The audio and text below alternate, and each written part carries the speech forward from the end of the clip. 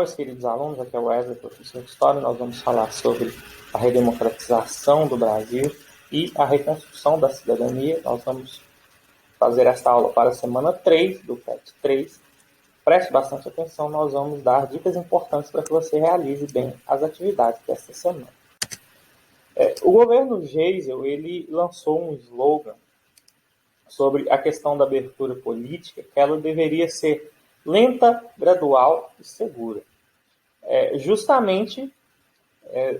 Resumidamente, para garantir que não ocorressem processos revolucionários de esquerda. Isso, o governo militar ele tentou de toda forma fazer isso. Okay? Então, o próximo governo, o governo João Figueiredo, em 1979, ele começa com a lei da anistia. Esse é o começo da abertura política no Brasil. Esta lei, ela é uma lei bastante ambígua, né? Porque, se por um lado ela anistia os condenados por crimes políticos, por outro, ela também anistia torturadores, anistia agentes que agiram fora da lei, né, durante a ditadura militar. Nesse mesmo ano, nós temos a aprovação da lei orgânica dos partidos, que reestabeleceu aí o pluripartidarismo. Então, foram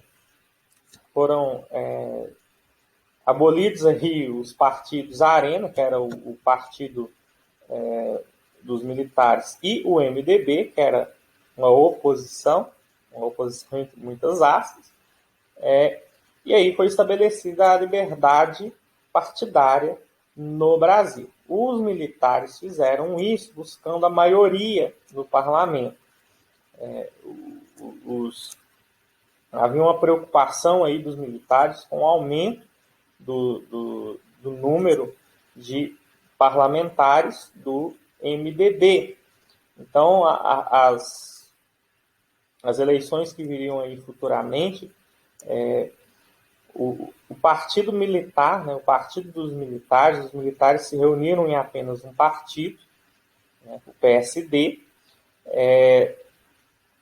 e o MDB ele acabou se dividindo, se pulverizando em vários partidos, né, dentro do sistema democrático, entre aspas, né, do sistema pluripartidário que passou a existir, e isso, de alguma forma, enfraquecia a oposição aos militares. Em 1980, foram aprovadas aí eleições diretas para governador, que ocorreram em 1982. Com esse movimento, a partir de 1983, entre 83 e 84, nós vamos ter movimento aí pelas diretas já. O que significa essa diretas já? Seria a eleição para presidente de forma direta. Então, a população desejava o voto, então milhões de pessoas foram às ruas, né, aconteceram comícios, a classe intelectual, a classe artística toda se envolveu nessa causa, enfim, que não foi atendida. A eleição direta foi ocorrer somente em 1989. No ano de 1985, nós temos a eleição indireta aí do Tancredo Neves, e aí nós vamos ter pela primeira vez um não militar no poder desde João Goulart, né? Então, Tancredo Neves, inclusive, manteve-se fiel ao João Goulart ainda na sua história política, mas agora Tancredo Neves eleito presidente do Brasil, ele tomaria posse, porém acabou por falecer antes de tomar a posse. Quem tomou a posse foi o então, né, agora presidente, José Sarney. Quando o Sarney chega ao poder, ele toma uma herança nada agradável do período da ditadura militar, que é a questão da superinflação, né? Se você perguntar, muito provavelmente aos seus pais ou avós sobre esse período da inflação, eles terão horror a esse período. Eles falarão, olha, você ia no supermercado cedo, estava um preço de uma coisa, de tarde a coisa estava horrorosa, né? O preço estava muito maior. Então existiu isso. Então o governo Sarney, ele propôs um novo plano que ficou conhecido aí como que era o Plano Cruzado. Esse plano, o que ele fazia? Ele basicamente congelava os preços, né? Congelava os preços, né? O governo ordenou aí o congelamento de preços de forma aí até artificial. E quem que seria os fiscais? Seriam os fiscais do Sarney, a própria população que fiscalizaria, né, quem não estivesse com o preço da tabela nesse sentido. Além disso, a moeda, que era o cruzeiro, que estava muito desvalorizada, foi substituída pelo cruzado. O cruzado aí, ele passou a valer 1000 vezes o valor de um cruzeiro. Então, ela valeria muito mais. A moeda foi valorizada. Antecipava os pagamentos para estimular o consumo e havia aí uma correção automática do salário mínimo para acompanhar a inflação. Esse plano fracassou e ele piorou a situação. Porque,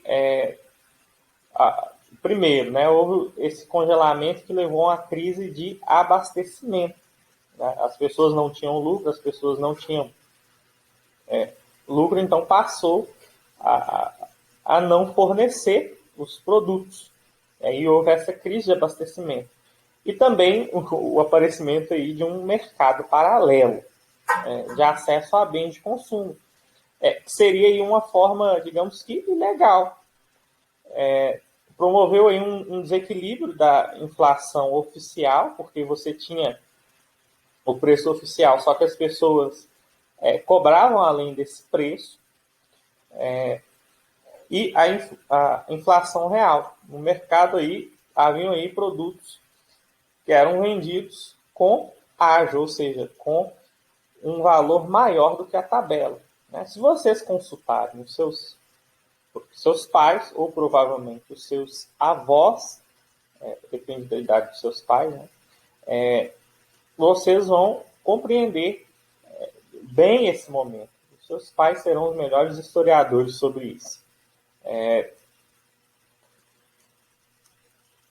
Vamos dando continuidade. Outro feito aí, outra situação que ocorreu dentro do governo Sarney foi a elaboração da Constituição de 1988. Ela foi promulgada e ela é chamada de Constituição Cidadã. Por quê? Porque ela dá direitos sociais a toda a população, né? A todas as pessoas. Esses direitos estão resguardados aí pelo 6º artigo da Constituição. Saúde, alimentação, trabalho, educação, moradia, lazer, transporte, segurança, proteção à maternidade, à infância, previdência social e assistência aos desamparados. Então, tudo isso aí está dentro dos direitos que nós temos. Por exemplo, o direito à saúde. Você tem o SUS, você tem os hospitais em que você não paga, né, nada além dos seus impostos, né, que são bastante. Você tem direito à educação, que você está recebendo numa escola pública. Ok?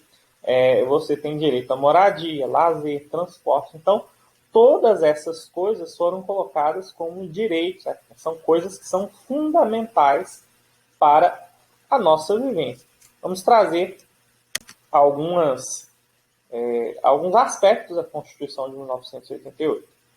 Na fotinha ao lado aqui, nós temos o Ulisses Guimarães, que ele foi o presidente, né, da Constituinte, presidente aí das reuniões da Constituinte.